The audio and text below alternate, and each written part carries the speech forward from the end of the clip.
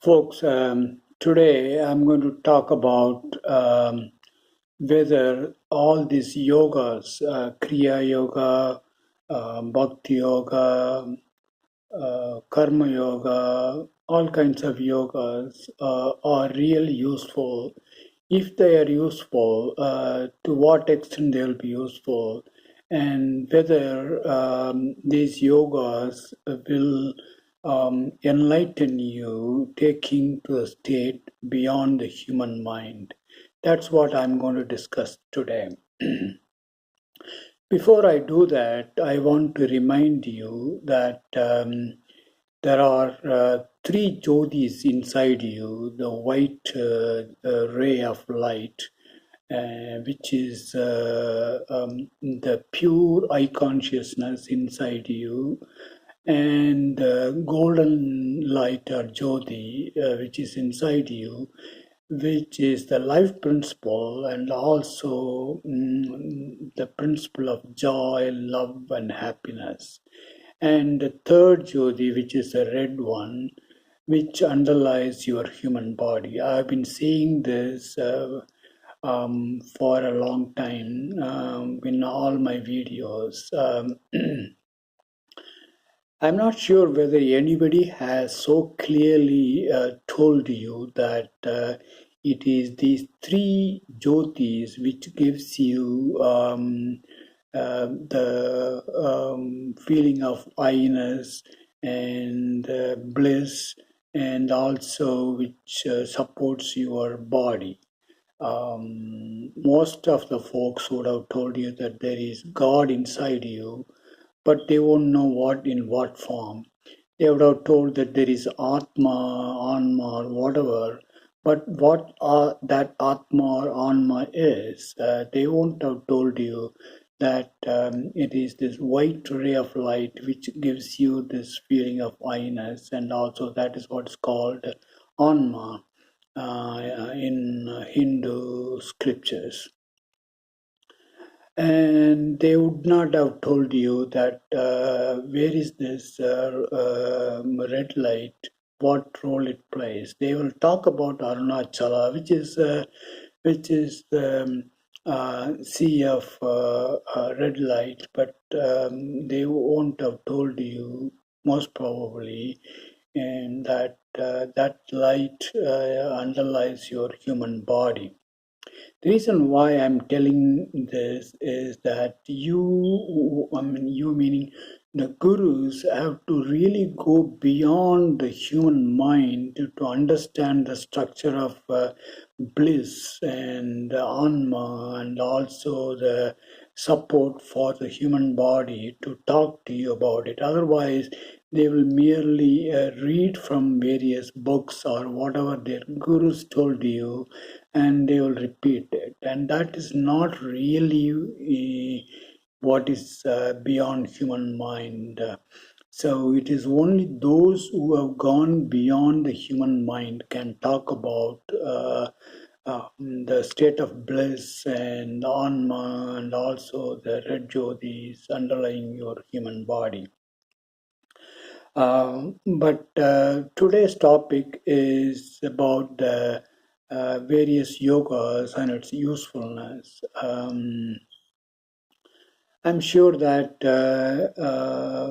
at least some of you would have attended the retreat by various gurus, and listened to them, listened to their lectures about various yoga techniques. There are innumerable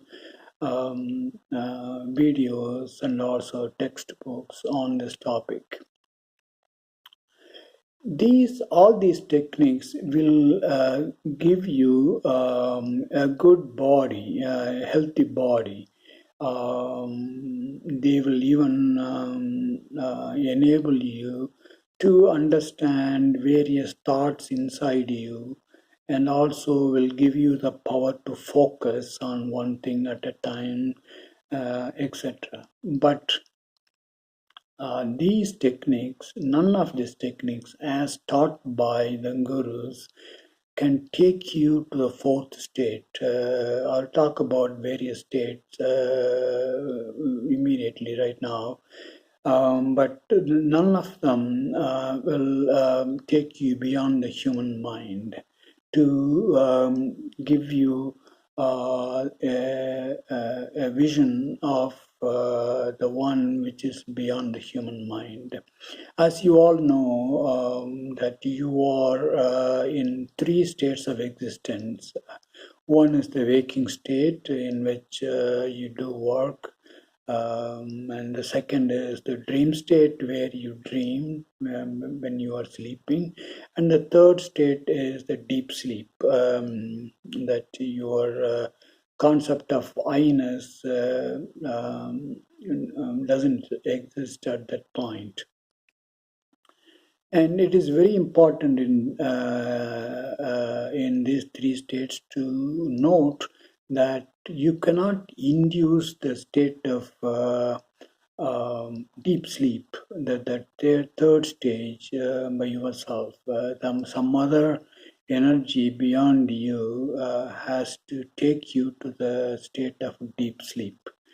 You cannot just say, I'm going to go to that third stage and the deep sleep, and I'll make sure that I'm awake when you go to that state, etc. You cannot do that. I'm sure that those who have tried would have noted that they cannot do it.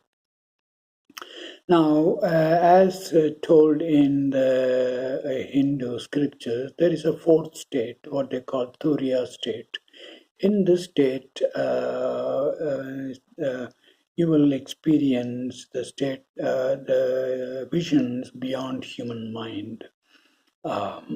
But remember that you cannot, by doing the various yogas and following the techniques of various yogas, you cannot go to that state by yourself. As I have been saying from my first video, that there is some external force, external Shakti or energy, which has to arrest your mind and take you to that state. And also to reach that state, you have give up everything that you know about the third state or fourth state or the gods, etc., etc. Only if these two conditions are met and you are sincere and honest, then some Shaktis beyond the human mind will take you to the fourth state. So, in short, all these yogas, Bhakti Yoga, you can experience a state of calmness, satisfaction, feeling of support when you do the Bhakti Yoga, when you dance around various statues of God or hear the songs. But that state of calmness, quietness is not the state of bliss which happens in the fourth state. You have to keep it in your mind very clearly. And even when someone reaches the fourth state, taken by the Shaktis beyond the human mind, most of you, almost all of you, will experience a state of bliss.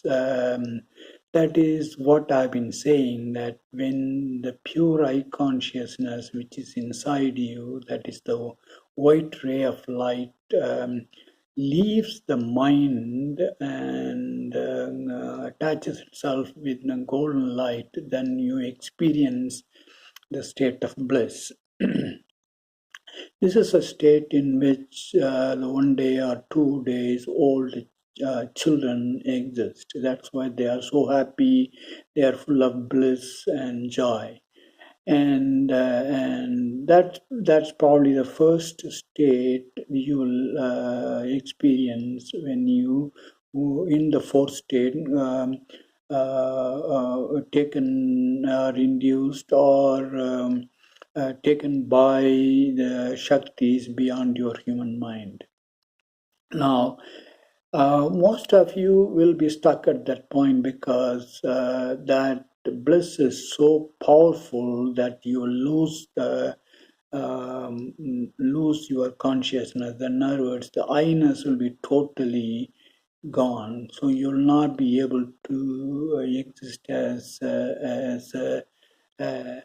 to witness what is around you in that state. Some of you will see the golden light, some kind of light, which gives you that happiness. But there are very, very, very few who can reach beyond that state of bliss and the state of Anma or Atma, the state of the white ray of light inside you. For example, that's what Ramana Maharshi has talked about when he was alive. In that state, you will know who you are, that you are just a ray of white light, which is come from the sea of white light. Now, beyond this point, almost none who are currently alive would have reached or experienced. only only the ancient rishis have experienced have gone beyond this state of Anma or Atma and saw the vision of Shiva, the Jyotis, etc. Even they can see only the vision of Shiva in some form or other, but they cannot experience that they are Shiva. So it is very extremely important to note this. Only who has experienced that they themselves are Shiva can talk about Shiva, as I told you in earlier videos. The state of ultimate darkness is even beyond the state of Shiva, which gives rise to the three Jyotis by looking through its three eyes, the red eye, the white eye, and the central one. Okay, so I thought I will tell you this and I talk about this today because most of the gurus, most of the folks who are preaching about the state of Om, the state of universal consciousness, etc., they have not gone to even the fourth state, that is beyond the human mind. And some of them would have reached the state of bliss, and some of them would have probably reached the state of Anma, but they would not have gone to the state of Shiva. Or how the three lights have been born and what roles they play in your day-to-day existence, as I have been talking about. Please keep this in mind when you attend the retreat or listen to the lectures of the folks who are reading about Hindu gods from the books or whatever they imagine, whatever they heard about Shiva and other states from their gurus. So bottom line is that these accounts of people, these lectures, discourses of these folks are not authentic. They are just a reproduction of various books and their imagination and whatever they received from their guru. So you have to keep this in mind very, very clearly before you spend your money and time attending their retreats and following their techniques of various yogas. Um, Even recently, somebody said,